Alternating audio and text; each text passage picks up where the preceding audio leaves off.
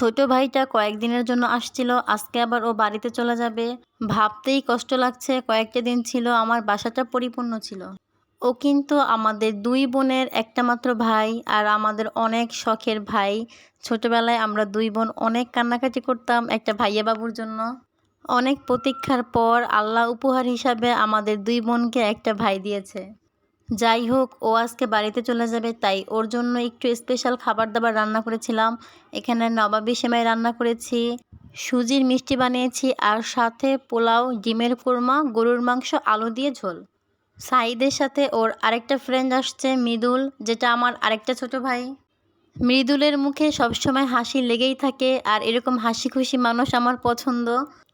আপনারাই দেখেন সে কি একটা হাসি দিয়েছে, এই হাসি কি টাকায় কিনতে পাওয়া যায়?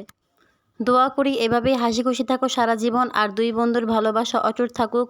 শুধু একটাই রিকোয়েস্ট ভাই, সাঈদকে বাইক চালাইতে দিবা না।